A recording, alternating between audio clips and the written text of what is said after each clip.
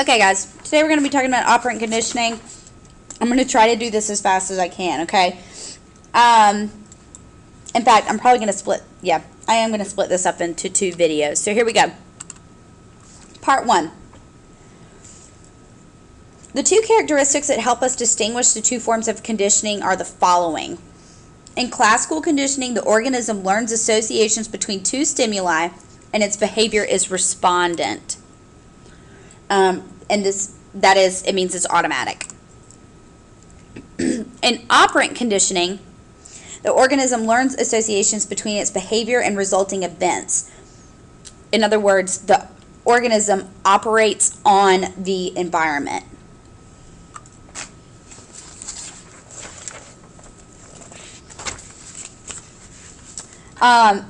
Behavior that operates on the environment to produce rewarding or punishing stimuli is called operant behavior.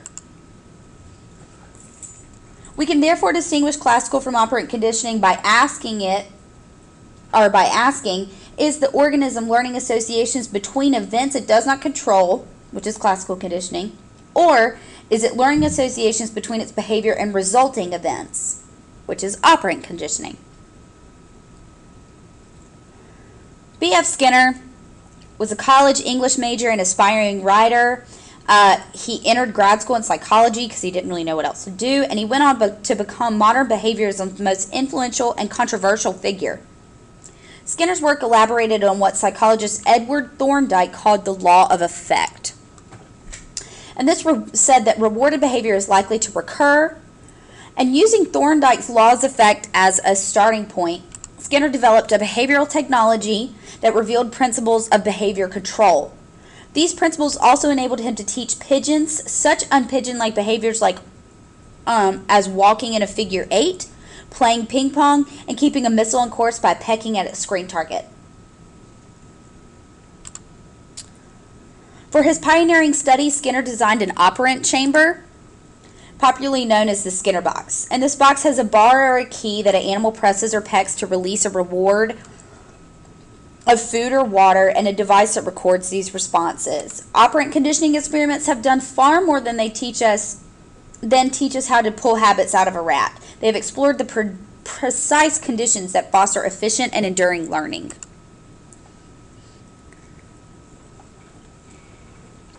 In his experiments, Skinner used shaping, which is a procedure in which reinforcers, such as food, guide an animal's natural behavior toward a desired behavior.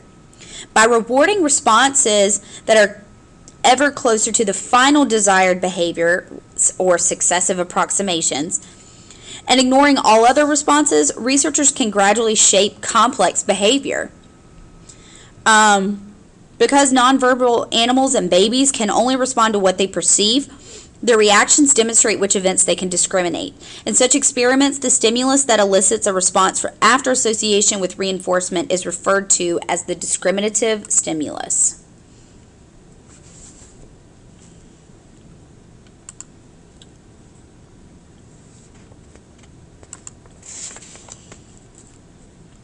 A reinforcer is any event that increases the frequency of a preceding response. Reinforcers can be positive, for example, presenting a pleasant stimulus after a response, or they can be negative, which is reducing or removing an unpleasant stimulus. And please, oh no, what did I do? Hold on. Look at what I did. I messed up. I'm sorry. Hold on.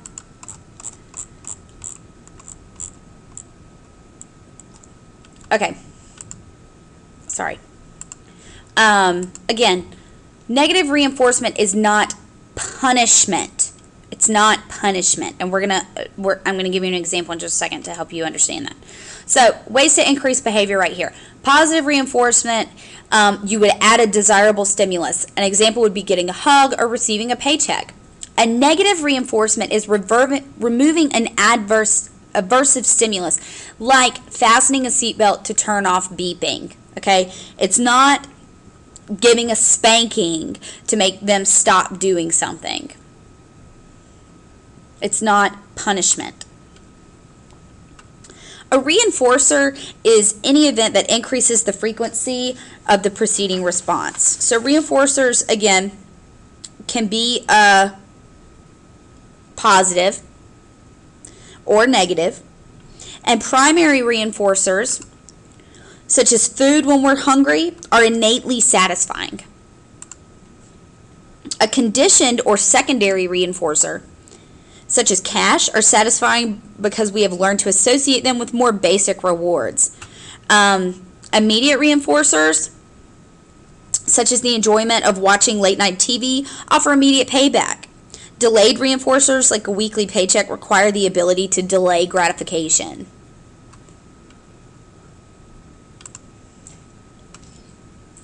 When the desired response is reinforced every time it occurs, continuous reinforcement is involved. Learning is rapid, but so is extinction if rewards cease.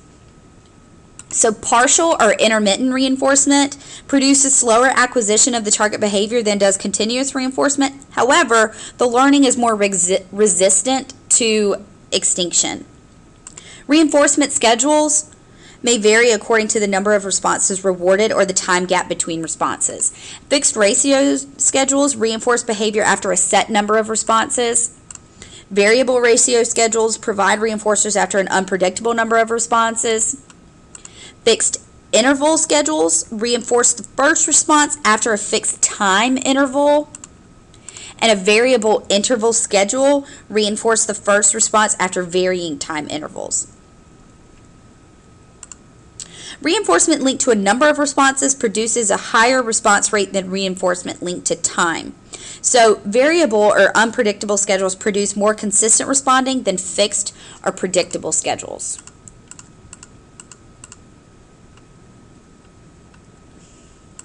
And this is a good chart. I highly encourage you to take a screenshot of this, put it in your notes, copy it down, whatever you need to do.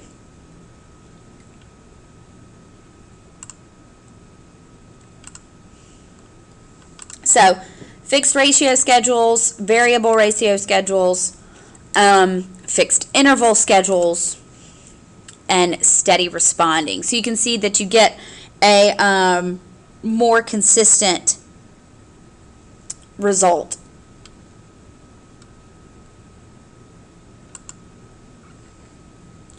Punishment attempts to decrease the frequency of a behavior, and punishment administers an undesirable consequence, for example, spanking. But spanking is actually a positive punishment. Or withdrawing something desirable, such as taking away a favorite toy, and that's negative punishment. Unlike punishment, negative reinforcement removes an aversive event, again, like putting on your seatbelt to stop that beeping in your car, to increase the frequency of a behavior, like fastening your seatbelt.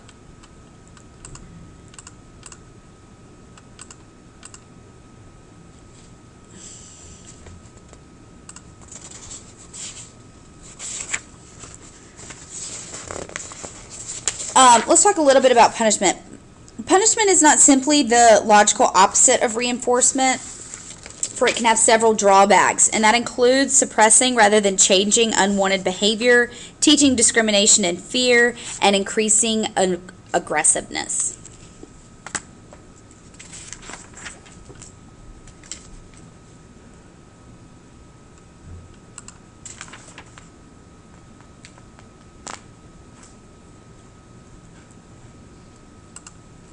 Oh, I'm sorry. We're going to just keep on going, guys. Rats exploring a maze seem to develop a mental representation or a cognitive map of the maze even in the absence of a reward. Their latent learning becomes evident only when there is incentive to demonstrate it. Some learning occurs after little or no systematic interaction with our environment. For example, we may puzzle over a problem and suddenly the pieces fall together as we perceive the solution in a sudden flash of what we would call insight learning.